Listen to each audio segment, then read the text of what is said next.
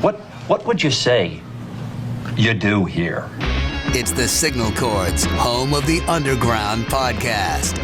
A podcast dedicated to up-and-coming bands, labels, artists, and more.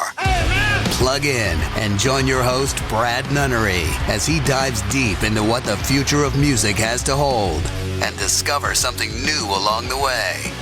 What else do you have to do? What's up? This is Alex from Bad Planning, and you're listening to Signal Chords, home of the Underground podcast. Another class star, you threw into the street. I'd do anything for the chance to go to sleep. The world is your carcass, you bought your night with your back, stripping out the skin and bones of everyone you make. But there's nowhere to call up, and I got no hand to hold. I'll stay awake all night and talk stuck alone. But there's nowhere to call up, and I got no one to hold. My corpse in the hell I came from, and I'm not so alone. I'm just so through with the headaches. Spiteful nature promise, but no one takes up a promise. Only you comprehend to this before it's all the sin and again. 'Cause I refuse to live as a hostage in this space. When it starts to dreaming, give a shit away and final red flags. Lost like a fly shot right now, and leave behind all that I love. No way to keep on living, save new one more That is Sad Truth by our good friends in Bad Planning. Many thanks to Alex Crook for recording that promo for us. Really do appreciate it, man. If you're fans of skate punk / pop punk / hardcore, Bad Planning is your band. They are based out of Chicago. Many thanks to the band for letting us use that song. Really do appreciate it, guys. If you want to find out more about Bad Planning, you can visit them on any social media platform at Bad Planning Punks. All right, good stuff. What's up, everybody? My name is Brad Nunnery. Welcome to Signal Chords, home of the Underground podcast, season 2, episode 17, presented by my good friend Jeff Small over at 1603 Designs. My guest tonight is Jeremy Jessen. He is the frontman and guitar player for a band called Rad Owl. Their sophomore album, Rage Gracefully, was released in May earlier this year via Sell the Heart Records and Engineer Records. A really killer melodic punk band based out of Minneapolis. Love what these guys are doing. I got Jeremy set to talk to us all about the making of this album, history of the band, new music on the way, as well as a couple shows that they're playing in Gainesville and here in Orlando at the Pre-Fest, and they're going to be playing Fest as well. And we're going to talk to them all about those shows and much more. But right now, here is Growl. It's off Rage Gracefully, and it's on Signal Chords, home of the Underground podcast.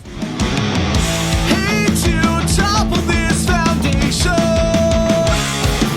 You're now my supporting roles. Lousy and build on all you survey. Not inclined to look. Oh.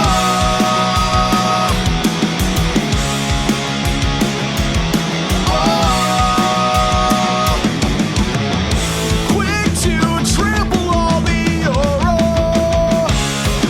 I'm now thinking in you, yeah, sure. That you're not coming to those grips, so no inclined to look. Seems to take from out of nowhere. Shit, this always stumbles into every time. Never trust the water.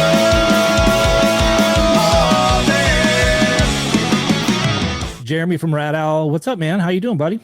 I'm doing great. Thanks so much for having me. Yeah, thank you so much for being on the podcast. I know we had some scheduling. We talked about this before on air.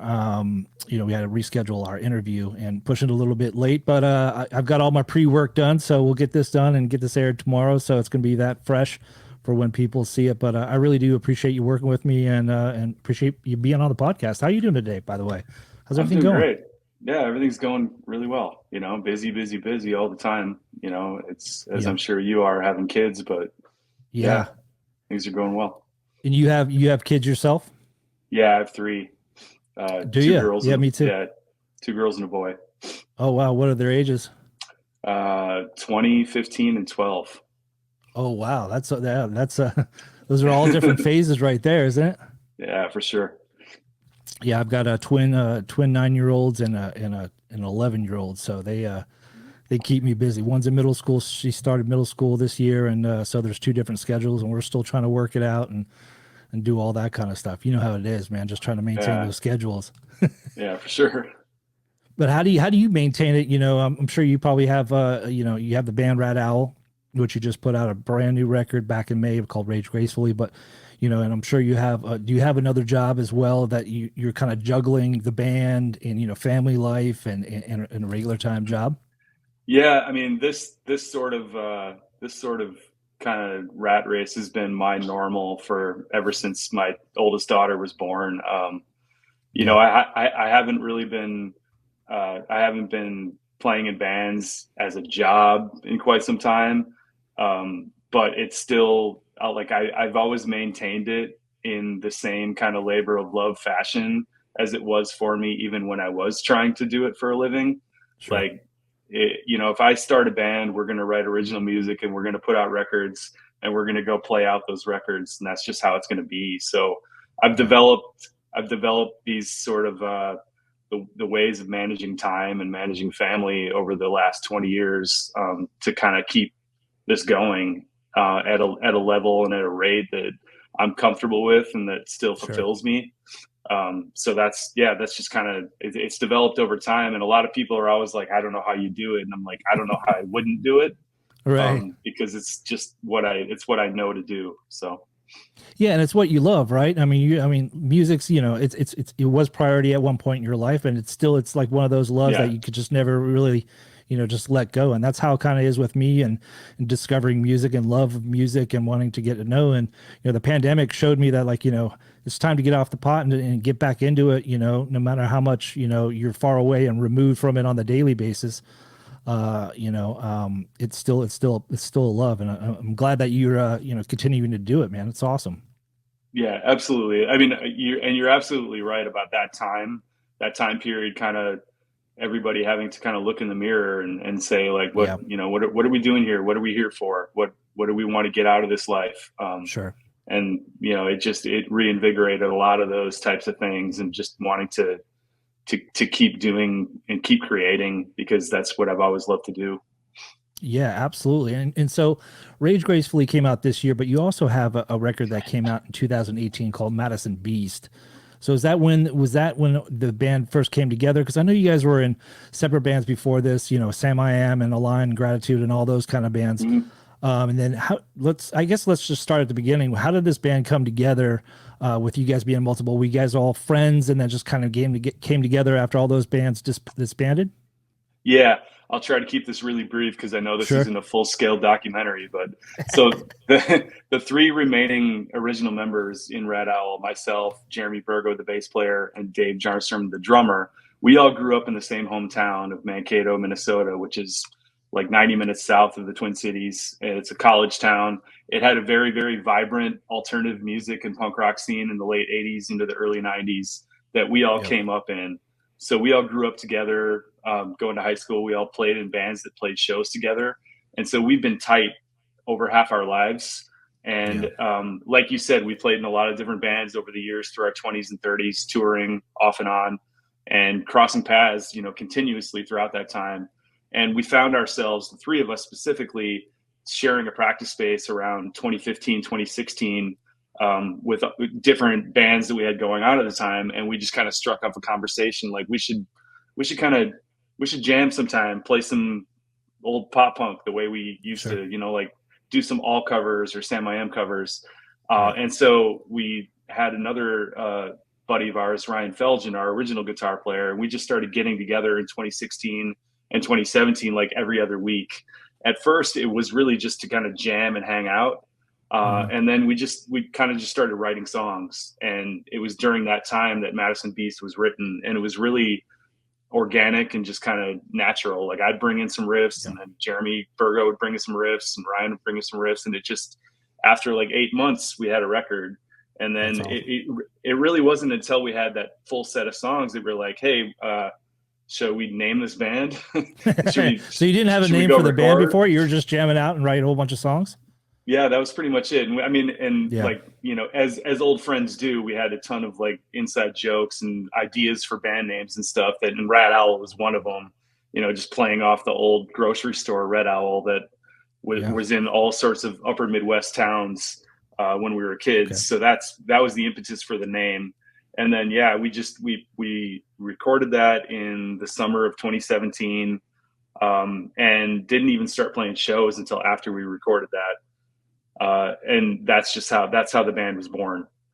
Yeah, no, that's great. Like you have, you know, I mean, if that's probably the best way to do it is get, you know, at least 12 songs ready. And if you're going to perform live, you definitely want to have a, you know, if you're going to spend 20, 30 minutes on there, and they're punk rock songs, so they're probably like 2.5 minutes. You want to make sure that you have enough songs to be able to play a full set, right?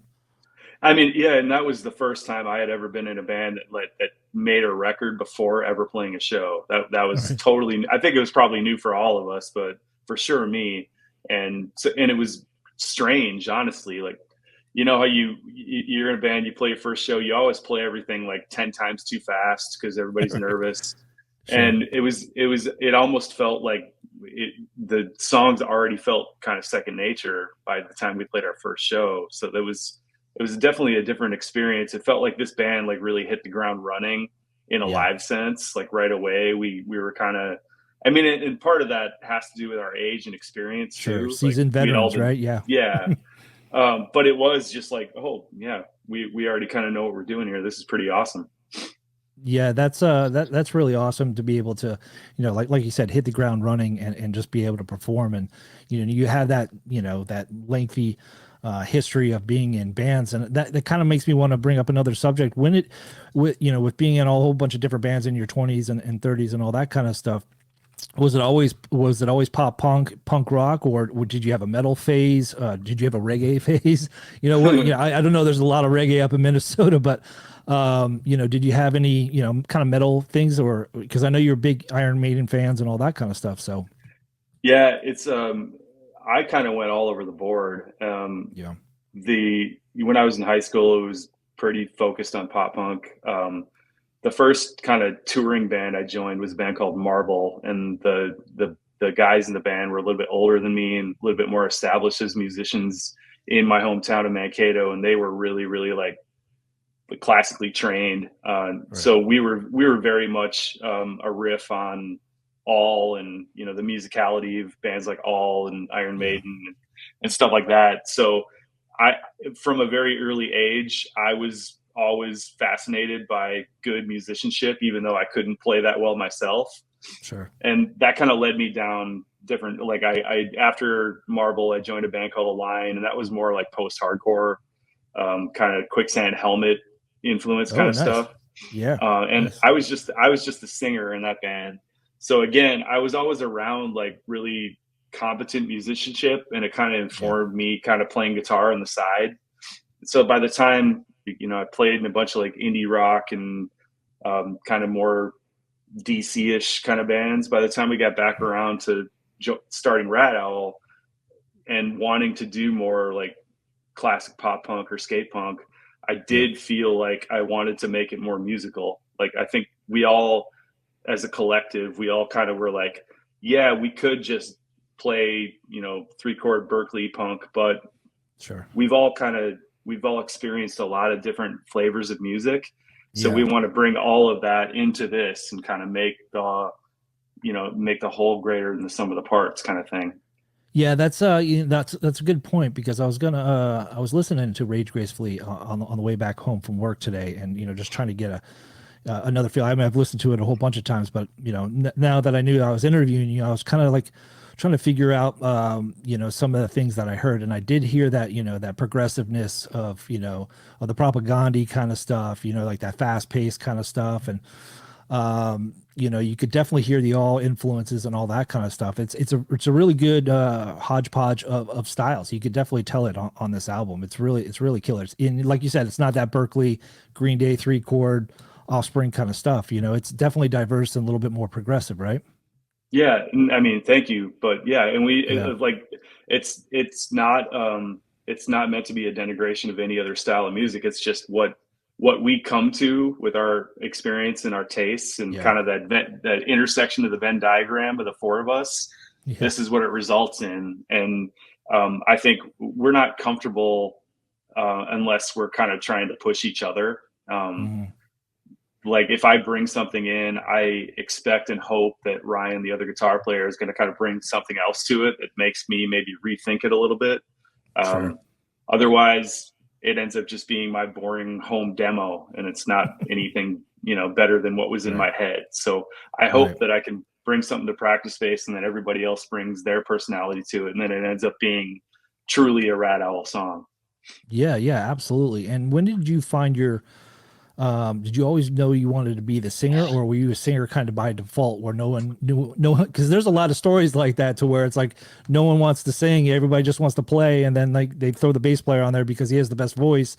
Is it something that you've always wanted to do, or is it just something that fell to you because no one else could do it? I don't know if I can remember anymore. I like very first band I ever joined, I was the singer, and I don't even remember how we landed on that.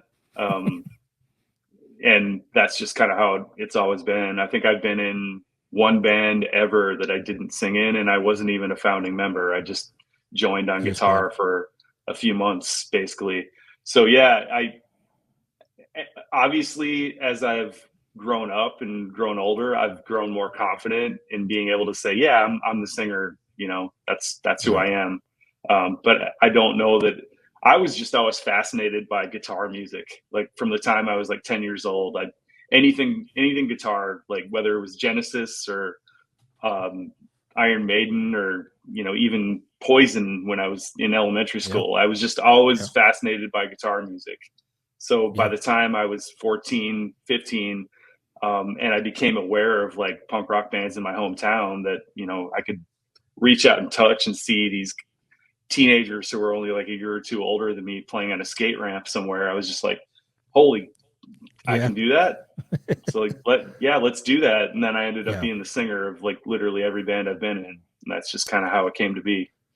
No, that's awesome. I know that, there's, you always got to try, kind of find your way and what feels comfortable for you and all that kind of stuff. And no, that's awesome. And, as far as like skate punk, and it was so big in the 90s and it's still big to this day. Blink-182 is still around, all the legendary bands are still for the most part still around. Even the Fat Record bands from the 90s, all those bands are for the most part still together. And that's something to say, that punk is still around. All these 90s punk bands are still making music to this day.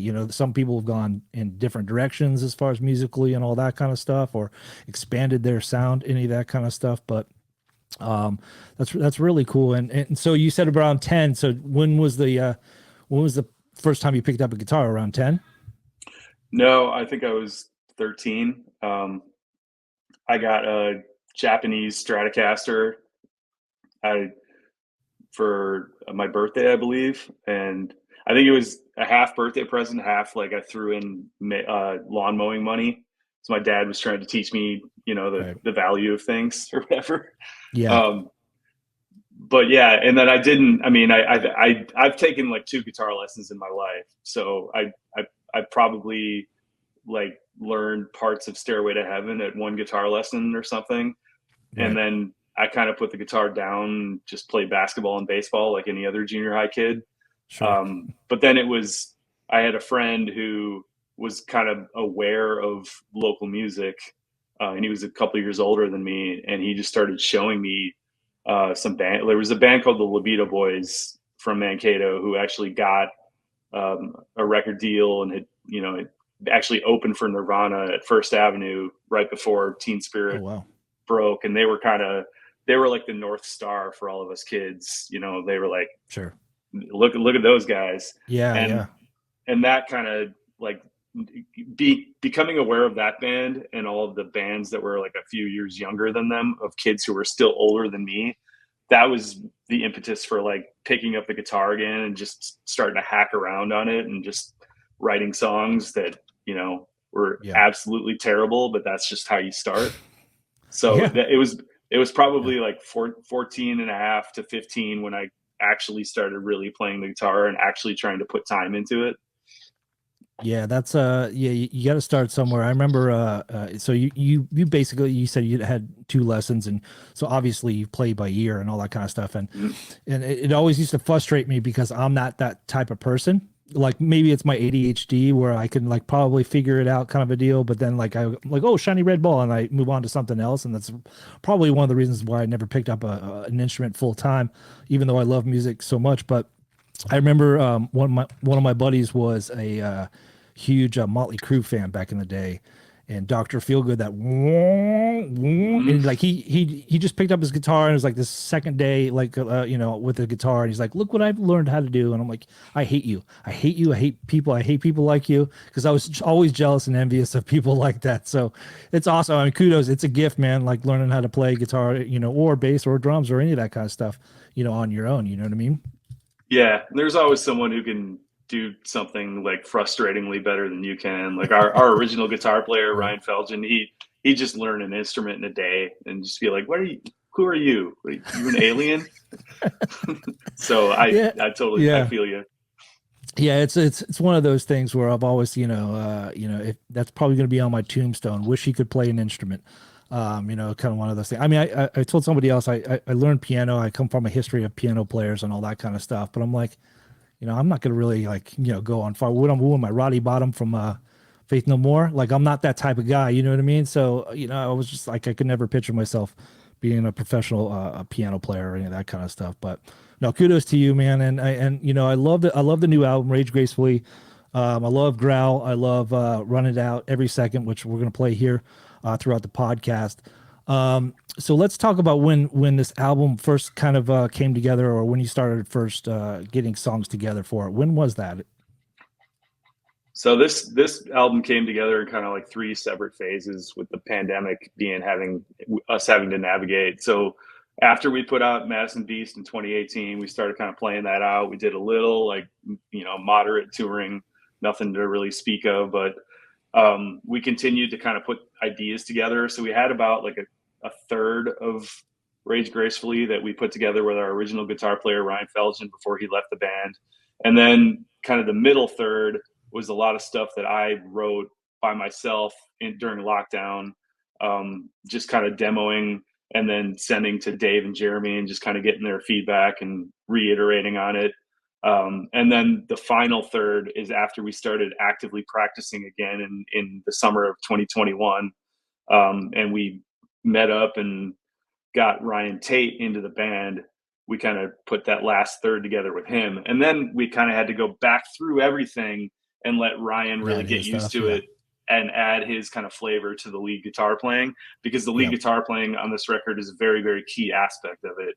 The guts of the songs are what they are, but like the added sort of, melody that he adds is definitely key to it. So, it was kind of those 3 phases of songwriting, and then that final phase of actually being able to kind of rehearse the record to the point where we felt like we knew we could go in and record it in a short period of time. Because, like I said before, we're not careerists with this anymore, but we do know how you need to make records if you want to make them right. We have enough experience to not half-ass it. So it was important for us to make sure everything was good to go before we press record. Yeah. And where do you guys record at? For this one, just a couple of buddies in the Minneapolis, St. Paul area who have studios. We did drums, bass, and scratch guitars at a place called Deaf House in St. Paul with our buddy Jake. And then we did guitars and all the vocals with our buddy Andy at Tree Speak in Minneapolis. And then after we were all done tracking, then we went back to Jake for mixing. So it was kind of, working with local buddies, but really putting in a lot of time and effort to making sure that we were happy with it before we pressed it. Yeah, absolutely. And when did Sell the Heart and Engineer come around? Was the record already done, and then you shopped it around to the different labels, and how did that come about? Yeah, so kind of, although I will say that we were kind of striking up a friendship with Andy prior to recording. We had met him just, I think Burgo had joined his record club for Sell the Heart, and was, because he's a big vinyl guy. And so we were kind of pinging him back and forth and saying, hey, we got this band, we're getting ready to do a record. Can we keep in touch with you? And maybe we could work something out. And he was receptive to continuing to talk to us. And then once we got it done, then we kind of put the full court press on and said, hey, do you know anybody else? Anybody in Europe or the UK? So that's how we kind of struck up that whole arrangement. It's worked out great for everybody. So we're stoked. Yeah, and I love Andy and what he's doing with Sell the Heart and John with Engineer Records. Engineer and Sell the Heart were the two first labels when I first started Signal Chords to really help me out, and I've helped them out in the past, and I've always loved the music they put out. And joining that record club is amazing because I've discovered a lot of bands through that record club that I'm like, okay, I haven't heard this before. Let me check it out, kind of a deal. And it's definitely cool, to be able to, because during the another pandemic story, I created my little vinyl collection, and I'm obsessed now with it. But those record clubs are amazing when you can actually discover new music again, like it was on CD or comps or any of that kind of stuff. It's a really cool way, Yeah, for sure. So all right, so let's talk about Run It Out. This song's a really killer song. I love it. And how do you guys usually put the songs together? Do you write everything on acoustic guitar kind of a deal, and then you say this is the kind of riff that we have, or is it you guys just hang out and then just like jam out and then work on pieces? How does a song normally come together? So there's a couple of different ways that it's worked for us in the past. This particular song, I brought basically the first riff and basically the verse chorus that is the first half of the song. I demoed at home. I just threw that down with just like scratch drum tracks over it, just to kind of give the rhythmic vibe of it. And then we kind of molded it in the practice space, the four of us. And then the sort of the bridge to the outro was more of us just kind of jamming, and we kind of worked with the dynamic a little bit, tried to make it sort of a long build. We definitely aped some stuff from Propagandhi there, dynamically. And then I think it wasn't until later on that we were continuing to kind of jam on the arrangement that we had come up with, that we said, yeah, you should probably do some like noodly soloing over this, Ryan. So sure, we kind of gave him an extra nudge to come up with some sort of solo toward the end. And that's roughly how this came together. And this one, there were a couple of other songs on the record where I actually demoed vocals before the band kind of like finalized the song. This one, however, I didn't finalize the vocals until after we had the instrumental arrangement totally done.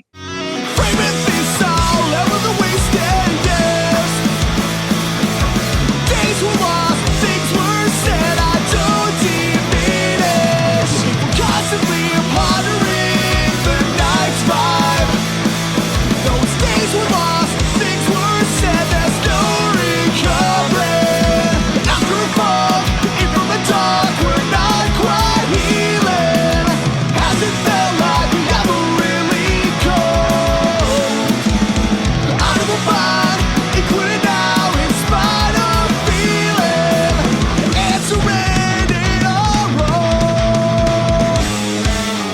is that kind of standard practice to where that how it like with every second and all that kind of stuff, is it different every time how everything comes together, or is it like, because I'm obsessive, like I need to do it this way in order for my ADD or OCD, should I say, to get things done, like mark it off a check, okay, we got the drums down, we got the bass down, kind of a deal.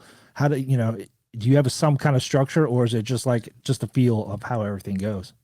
I think so. When I was younger, I would say even up until my early 30s, it was always, I waited until the instrumental part, like version of the song, was completely arranged and done, and then I wrote vocals on top of it. Like I didn't even have melodies in my head. I would say that has changed over time. I feel like as I've gotten more experienced as a songwriter, I'm a little bit more cognizant of how the melody is while we're writing the song, and I'm starting to hear things in my head during the process, even though I'm maybe not putting it down. Sure. This song was probably closer to the old way that I used to do it than it is to the new way, but I'm sure that even though I hadn't finalized anything, there was stuff kind of bouncing around my head throughout the whole process that was sort of maybe incepting in my mind, and I wasn't even kind of fully aware of it. But yeah, I did not even put pen to paper on Run It Out until we had like a working practice space demo of the whole song. Yeah, no, it's great, you know, and you know, there's a lot to be said with because I know you have a lyric video for that, and you have a lyric video for every second, and I love them. I love lyric videos. You know, I love it when they put, you know, when bands put those together, because 90% of the time I have no idea what the lyrics are, because with being punk, it's so fast at times, or like the music's so loud you can't get those words in. But like once you read the lyrics, like, oh shit, that's what he's saying, kind of a deal. Like I love the fact that I can, watch and listen to a song and know the lyrics, you know, before I even get the record and all that kind of stuff. And, you know, is that something that you guys enjoy as well? Because it's probably, you know, a cheaper alternative than shooting a music video like Growl, right? To where you could just post something up there and have something, you know, on your YouTube channel, right?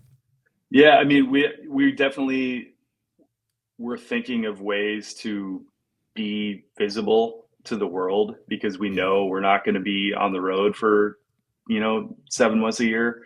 That's just not realistic for us. So when we were putting together kind of the plan to release the record, that was one of the things. It's like, if we're going to put a song out early, we should have as much, you know, related content with it as we can, to try to get people to be able to engage with us on more than just listening to the music, because you have to have visuals these days to connect to people, because we're all trying to connect like this, you know, through screens. Absolutely. And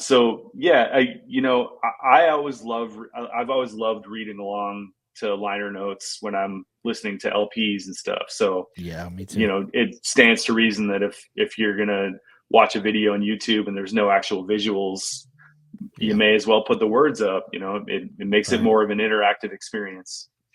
Yeah, absolutely. I mean, it's a no-brainer for me. I enjoy them thoroughly. Sometimes when they just put the audio up there, I'm like, it's great, but like I want to like read along, kind of like it's a book. You know, I spent my whole childhood and everything, you know, like probably like you, like reading the liner notes and what bands they thanked and all that kind of stuff, and discovering new music that way, and all that kind of stuff.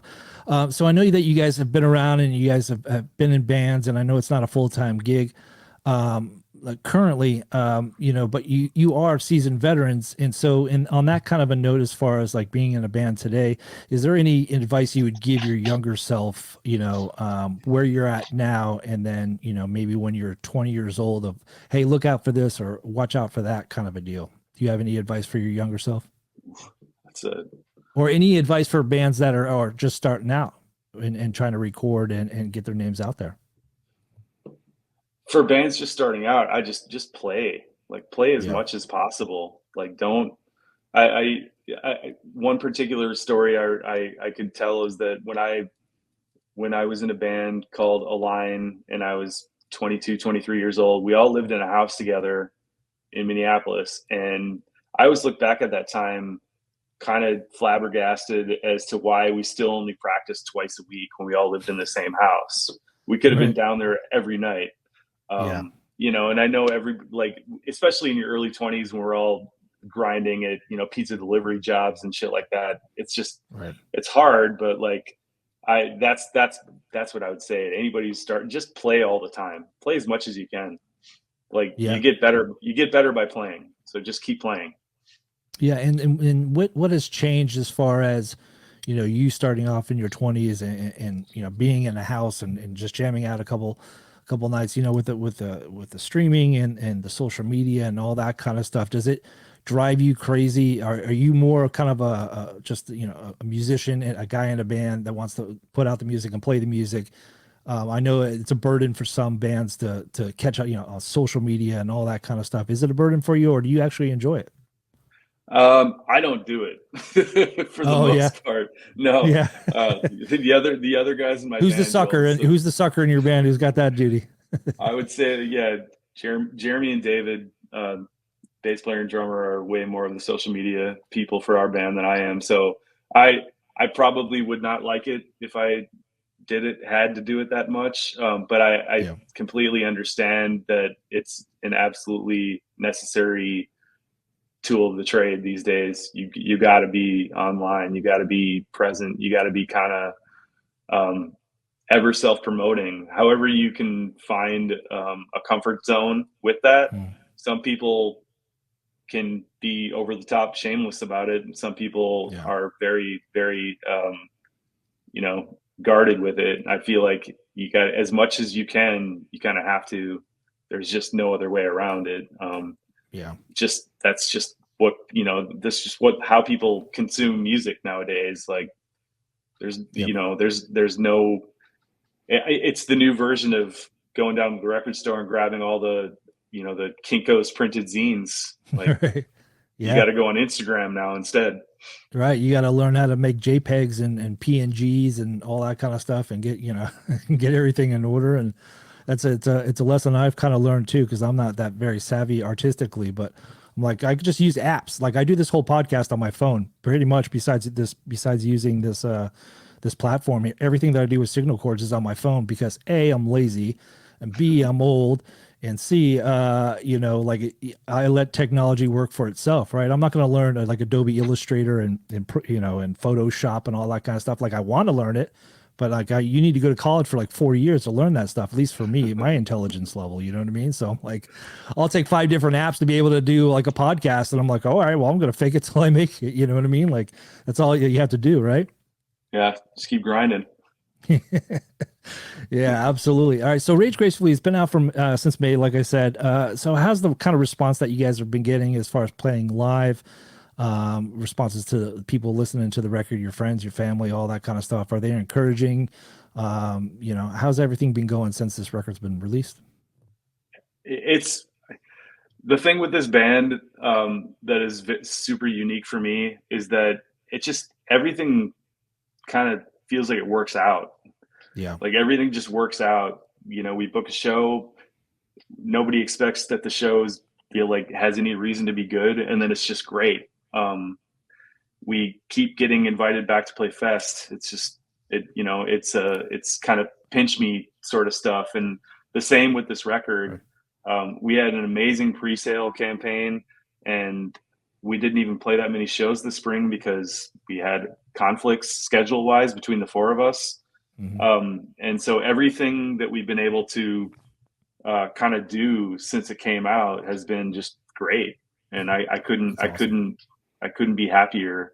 I want us to get out and play a few more faraway places. We've got friends in Denver, in Pacific Northwest, awesome.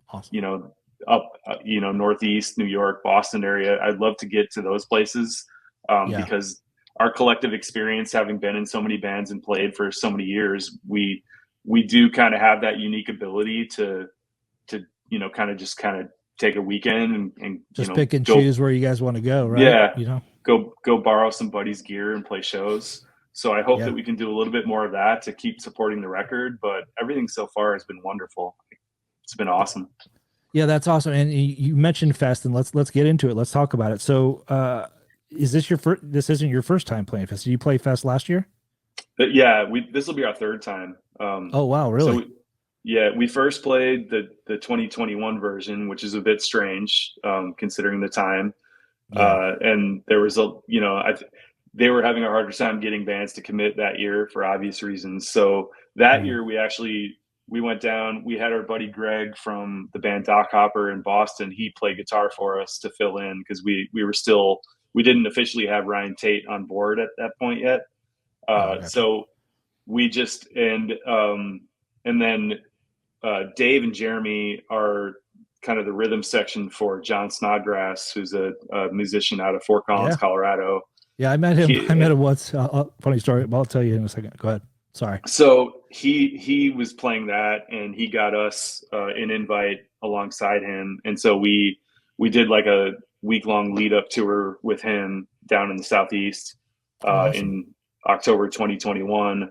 And then we also did a Samiam tribute set at Fest because Samiam had to cancel, and they were kind of looking for, and we just kind of floated our name out and said, hey, we'll play a set of Samiam songs. So that was the first time we went.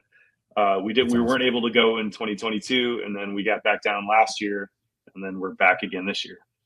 Yeah, that's awesome, man. I know it's kind of hard to get in.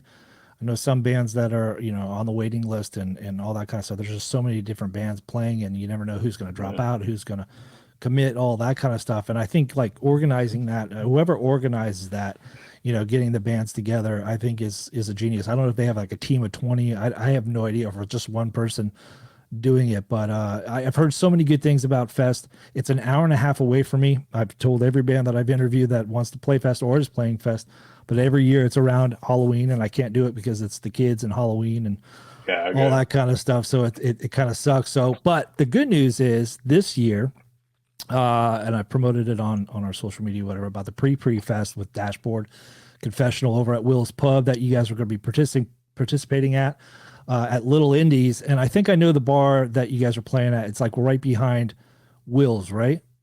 Yeah, it's right. Yeah, right next to Will's.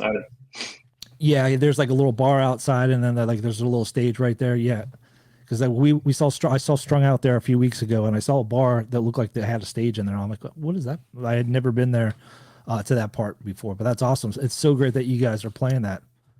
Yeah, it'll be cool. It's and Snodgrass is playing as well. So my rhythm section will be doing 2 sets that night. And it's Further Seems Forever, not Dashboard. Oh shit! I'm sorry. No, I'm sorry. Oh man, yeah. I'm sorry. Further. Sometimes I get those two mixed up for a little bit, but yeah, Further Seems Forever. There's a bunch of cool bands on that bill, and I actually, my wife and I went and checked out that pre-fest last year because we wanted to see Ways Away, and it's a super cool event. And Ways Away killed. I love those guys. Yeah, I absolutely. One of my new favorite bands is Ways Away. I love everything that those guys are doing. And they're working on new music. I just saw that they posted they got some new stuff coming out. But yeah, no, I'm super excited. I actually bought tickets. Right now it's just me going. My wife is we're going to Ballyhoo Mad Caddies next week, and so that's like the one thing we could do as a couple where we don't have to get our mother-in-law to watch the kids every time we want to go out. And usually I go out with my friend, and I don't know if he's going to be able to make it. So I might be riding out solo, but I'm going to go out there and enjoy the hell out of all the bands that are playing. And you can go to Will's Pub, I guess, .com or whatever, figure out the schedule there here in Orlando. I'm super looking forward to seeing a lot of bands. What time does it actually start? I mean, I know you guys are playing like at 6:30, but yeah, we're 6. I think it starts at like 5. Honestly, does it? Yeah, we're supposed to be there at 4:30. So, oh really? Yeah. Basically, get into town and go right there. So, yeah. Well, I'm gonna have to play sick from work to be able to get there at start time. But no, I'm looking forward to it, man. All right, so you got new music on the way that I see. Funny Papers. Speaking of Fest, you're gonna release a song on the Fest 22 comp. Benefiting the Feed the Scene. Can you talk about this song and what people can expect on this record? Yeah. So we had 3 songs that we left off Rage Gracefully that we completed, and we didn't leave them off because we didn't think they belonged. We just wanted to keep it, a tight 12-song LP, not mess with the fidelity with the, going too long on either side. So we made some difficult decisions there. And Funny Papers, it's very tight 2.5-minute punk rock song. It's got a riff at the end that we really like. It's a good kind of almost breakdown, kind of Lifetime-ish riff. So we're stoked for it to be there. Awesome to be on a comp that has the Iodine Records logo on it. That'll be super cool. Sure. Yeah, absolutely. Yeah. And then there's a bunch of awesome bands too. So it's an honor to be a part of that. Yeah, and the pre-orders are up right now to be able to pre-order it. When does it actually come out? In November? Do we know? I don't know if they know for sure when LPs will ship yet, but it's supposed to be around Fest, I guess. That Yeah, no, I have being in the record club. I do have the Sell the Heart record club. I do have Fest 21, and their album art's always really cool. It's a guy who does all the same ones that he does every year or whatever. He's really gifted, and I see he works with a lot of bands and does a lot of band T-shirts and stuff. And I always love his artwork and all that kind of stuff. So if I'll put a link down here in this video for to be able to pre-order it and check out Funny Papers from you guys. As far as at Fest and the pre-fest, any other shows lined up as far as before or after that you guys are doing? Right now, the only thing we have going on is there's a brewery up here in Minneapolis that is owned by a bunch of friends of ours. They do an outdoor kind of festival, kind of birthday party show every October 5th this year, and we're playing that. And it's free. It's called Falling Knife Brewery, and that's what we have going on right now. We've got a bunch of other things that are sort of like pending, but they're not official, not set in stone yet. So it's really that and the Fest trip right now. Oh, awesome. Yeah, like I said, you guys could just pick and choose and go down for a couple of days, come back. You're not on tour for months at a time and all that kind of stuff. Yeah, it's busy having a family and doing all that kind of stuff. But no, that's badass. And so you guys also, from what you told me prior to the show, you're re-releasing Madison Beast on vinyl. So yeah, we just repressed it. It was the original pressing was red vinyl. We sold out of that, I think, in the spring, and we had a whole bunch of jackets left over that we overprinted or whatever, because there was whatever the threshold was for printing jackets was higher than the pressing we did. So we did an ad hoc pressing of clear vinyl, just to kind of. So it's I think it's like a 200 pressing that is officially out. Awesome. I think it's up on our Bandcamp now. So is it? Oh, awesome. Yeah. Okay, cool. I'll definitely have to check it out. And one more thing I did notice because I was stalking your social media pages. I saw that you filled in for Game Face, filled in a guitar for Game Face. How did that come about? Do you know those guys, or do you just get a call, or how'd that come about? No, I've known those guys for over 30 years. They're have you? Yeah, just old friends from, I think my band Marble, I think I was 19 years old or something when we opened for them, when they came through on tour for 3 to Get Ready. They played my hometown Mankato, and then we opened for them in Minneapolis as well. And that's how I met those guys. And then I think maybe a year later or so, Marble opened for the band Brown Lobster Tank, which was another Doctor Strange band. And the rhythm section of Brown Lobster Tank is now the rhythm section of Game Face. So they're just a bunch of old friends from California. And they knew that my wife and I were coming out to see that show. And when the stuff went down with Todd, where he knew he had to have surgery and wouldn't be able to play, they just called me. And so, it was amazing. That's awesome. It was amazing. I'll never forget. I had this comp CD when we talked about comp CDs earlier. Antimatter had a comp CD. It was like Sensefield was on there. Further Seems Forever was on there. And Game Face was on there with Everything I Do Is Wrong. And I remember every time I hear Game Face, I think about that song and discovering all those bands, because the Antimatter, like comp had like a band bio almost, or kind of a deal. I had like a little pitch. I don't know if you remember it at all, but Quicksand was on there. So many different really killer bands on there. And I discovered a lot of music through that. And I discovered Game Face through that. So that was cool. Yeah. But seeing you playing guitar, I was like, oh shit, hell yeah. And that comp had Threadbare from Minneapolis. Yeah, Threadbare, well. Yeah.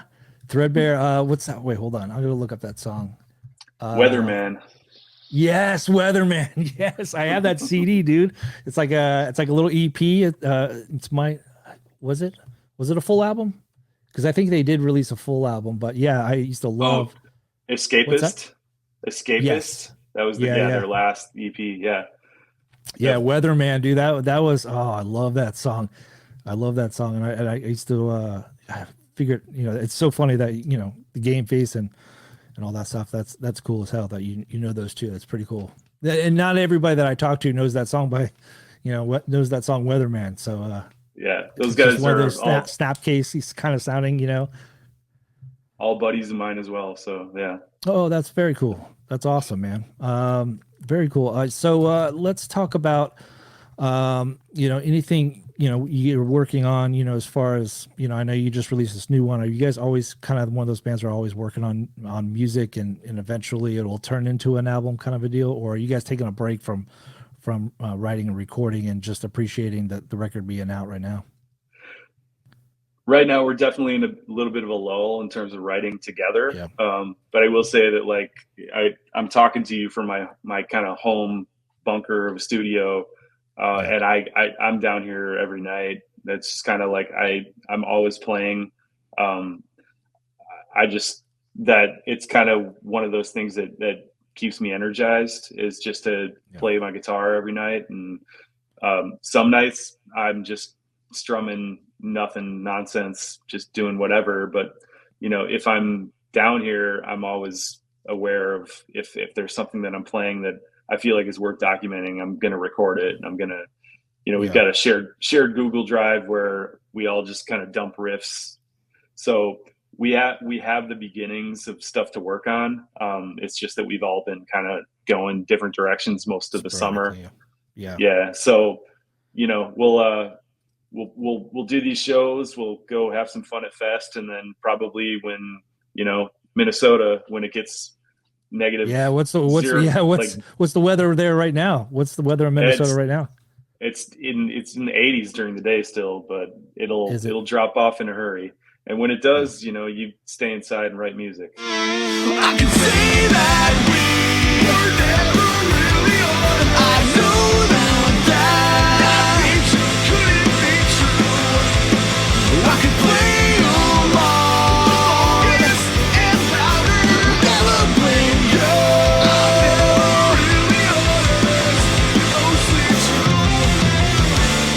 Leaves they never clear up. I say we say you say.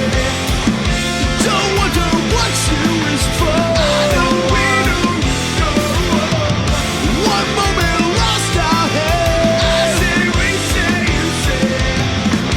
I've kept it safe as I can. From the moment that we. When does it start getting really, really cold? November? You never know. Oh, really? It's sporadic. No, Yeah. it can stay warm through October, and then just the bottom drops out, or it'll happen late September, and you never really know. Oh man, it's I don't envy you at all being up there. I mean, the winters up there, like, I don't know, maybe I'm just more, I've been in Florida pretty much my whole life, but I've lived in different states. I've lived in Atlanta and Virginia and all that kind of stuff. So I've lived in snow before. But like how you guys do it, but you guys can hunker down and get some music together. Now, will the holidays kind of throw everything off where everybody's kind of scattered kind of a deal, or is it more of an opportunity for you guys to record because everybody be snowed in? And do you guys live, relatively close to each other? Yeah. I mean, our space is like dead center in the middle of all of us, like, no more than 20 minutes. So we'll continue to get together. With us, it's mostly like if we're perpetually having to get together to we rehearse for shows, then that's when writing really slows down. And it feels like lately we've had to we're ramping up for a set of shows, and then everybody's off for a few weeks, and then we're ramping up for another set of shows, and it just that's kind of how it's been going lately. But but usually in the winter we can kind of get a little bit more creative. Yeah, that's great. So with football season starting, are you a huge Minnesota Vikings fan, or are you even an NFL fan, or are you a football fan at all? I watch the Vikings. I will say that I've had my heart ripped out probably one too many times to be a diehard anymore. Yeah. Yep. I was there. I was at that game. Oh yeah. But the Patriots game. No, the 1998 NFC title game when Oh, okay. Gotcha. The Falcons lost to the Broncos. But that was that was probably the end of me truly like being diehard about it. Just I can't do it anymore. But I still watch them. You know, my kids love watching them too. So my kids are always like, turn on the Vikings game. I'm like, do we have to? But you know, they're just going to disappoint me. Yeah. You know what? So I'm a Falcons fan because, we lived in Atlanta and my sister still lives in Atlanta. So, and I grew up on Atlanta Braves. So it's just all matter. I mean, I'm not a Tampa Bay fan or a Miami fan or a Jacksonville fan. So I never really had like a football team until, I started living in Atlanta, but it was the year that Atlanta played, the Patriots in the Super Bowl. My wife and my two sister-in-laws, my mother-in-law, her whole side of the family are all Patriots. They're all from Boston, and I made a bet with my sister-in-law if the Falcons would win, if the Falcons lose, I would wear her tank top, her Patriots tank top, and it would be my Facebook profile picture for like a month. So it's like super tight, because she's super small. And that was the last game I ever talked smack or shit to anybody because we were up like so far ahead, and I was severely hammered by the time like third quarter came around, and I'm yelling at my sister. I'm like, and she had to do something. I forget what she would have to do if she lost, but long story short, we lost, and my profile picture was me in a tank top for a month. Patriots tank top. So that was the last time I talked smack. I watch the games, and I don't talk smack anymore because I know I just put my foot in my mouth all the time, especially being a Falcons fan. Yeah, man, it's a thankless endeavor being a football fan. Yeah. For most of us, at least, except for people who are fans of Tom Brady, I guess. I don't know. Yeah, no, I'm a huge college fan too, and my teams are Florida State and Notre Dame, and we're losing like left and right. So I just can't win. The Falcons lost the other night, and so it's just like, Jesus Christ, I can't. I could just let me know when we make the playoffs, or if we don't, or whatever. I'll just figure it out from there. Yeah. Anyways, well, Jeremy, I really appreciate you joining the podcast and taking the time to talk to me. Anything that you want to plug before we let you go here? Anything else coming up that we should be aware of? I mean, yeah, nothing other than we've already talked about. I just appreciate you having me, and anybody who's interested, please check out Rad Owl on Instagram and Bandcamp, and just kind of check it out, see what you think. Our video for Growl is on YouTube, and we got records that we would love to send people if they want to buy them. Yeah, absolutely. And I'll put all the links in the details below, so people can be able to check you out, on all social media platforms in order or whatever that they want and all that good stuff. But man, I will see you in October, October 23rd at the Pre Fest, man. I'm looking forward to it. Killer, man. Thanks for having me. All right, Jeremy, take care. See? And 3, 2, 1. There you go. Thanks, dude. Cool. I appreciate it, man. Yeah, man. Thanks for doing this. Yeah. Short and sweet, just one of those things where, in and out and all that kind of stuff. But man, thank you. I really appreciate everything that you're doing, and you guys are killing it. And I love everything that you guys are doing. But thank you and thank the rest of the band for me, for all the support too. So cool, man. I look forward to hanging out down in Orlando. Yeah, man. Let's touch base. Let's touch base when it gets closer or whatever. And I think I gave you my cell phone number, so if feel free to reach out to me or whatever, and I'll let you know when I can get off work. And I might have to work from home that day, and then probably take off a little bit early. But I'll be out there, man. And we'll hang. We'll have a beer. Cool, man. Sounds great.